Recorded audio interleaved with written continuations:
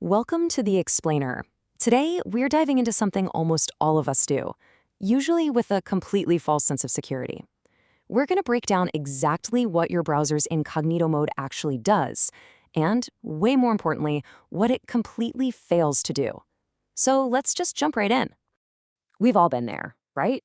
You want to look up a flight, or maybe just browse without all the baggage of your daily digital life following you around. So you pop open that dark incognito window. You instantly feel like you've slipped on a disguise and snuck out the back door, completely unseen. But we really have to ask the big question here. Is incognito mode actually private? Well, I hate to break it to you, but the short answer, and it's a pretty uncomfortable truth, is no. Not from the websites you visit. Incognito mode is incredibly good at exactly one thing: hiding your browsing history from the other people who physically use your computer. Your family, your roommates, your coworkers, yeah, they won't see what you were looking at. But the websites themselves, they can absolutely still see you. They recognize you. And they can do this even if you've never logged in, never accepted a single cookie, and never handed over your email address. Crazy, right? It all comes down to an invisible technique called browser fingerprinting. Basically, it's a tracking method that silently collects tiny, seemingly harmless details about your device to build a completely unique profile of you without using any cookies at all. So while you're carefully avoiding giving out your actual name, these trackers have figured out a completely invisible way to recognize you based entirely on the unique quirks of your machine. Think about it like this. For years, websites tracked you using cookies. Think of a cookie like a literal name tag that a website slaps onto your shirt every time you walk back into that digital store. They look at the tag and say, "Oh, hey, it's you again." That is exactly how that pair of shoes you looked at once manages to follow you around the internet for a week. But here's the thing. You can rip a name tag off. You can just clear your cookies. Fingerprinting, on the other hand, isn't a name tag. It's like a website recognizing your actual face. You can take off the name tag, sure, but you're still wearing your face. So why the shift? Well, welcome to the cookie apocalypse. Over the last few years, major browsers started aggressively blocking those third-party cookies, and privacy laws around the world really started tightening up. The tracking industry was basically losing its favorite tool, so they were forced to adopt. They desperately needed a way to recognize you that didn't rely on handing you a file you could just delete. So they moved to a brand new battlefield, one that you can't even see. All right, moving to Section 2, your unique browser fingerprint and how they recognize you in a crowd. Imagine you're trying to find a friend in a massive stadium crowd, but you can't actually see their face. You look for a specific combination of things, right? Maybe a black jacket, red shoes, a tall build. That specific combination gives them away. Well, the exact same thing happens online. Your browser has to automatically share a whole pile of small, seemingly boring details just to make a web page load correctly for you. It tells the site your exact screen size and resolution, the operating system and browser version you're running, the specific list of fonts you have installed, your time zone, your language, and even the exact graphics hardware you have under the hood. Now, none of these are identifying by themselves, but stack them all together. That combination is essentially a unique fingerprint. It tells the internet, hey, this exact combination of screen, fonts, time zone, and hardware is a very specific person.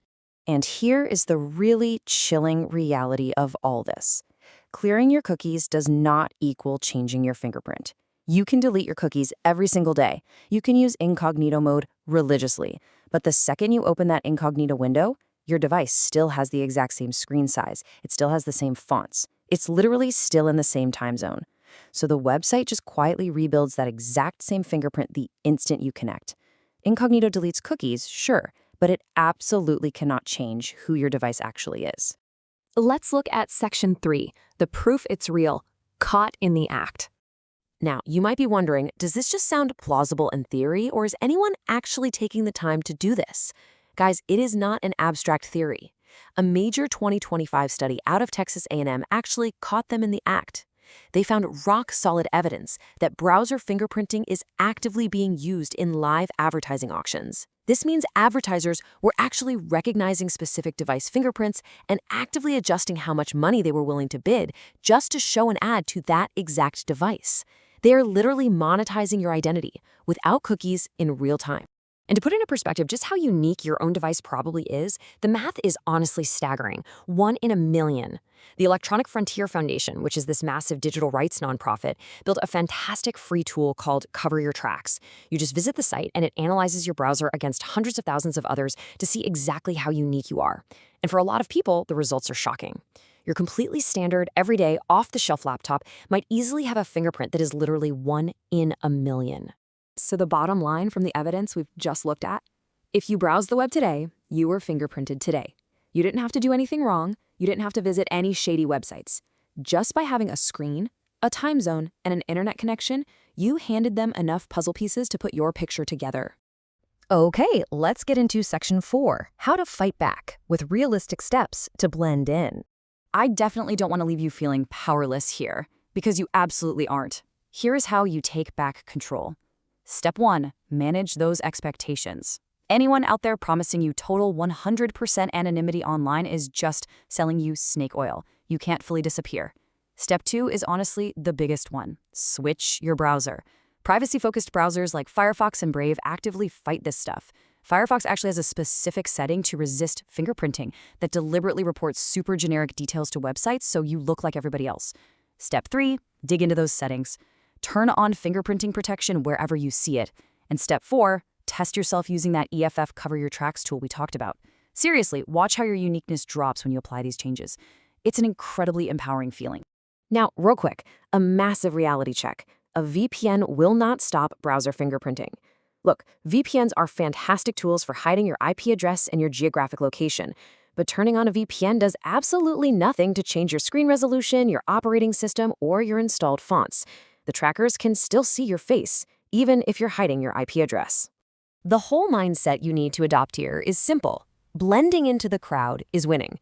Think of it kind of like securing your house. You know you might not be able to stop a highly motivated, elite Ocean's 11-style team of thieves, but you can put a deadbolt on the door and a light on the porch so you aren't the easiest target on the block.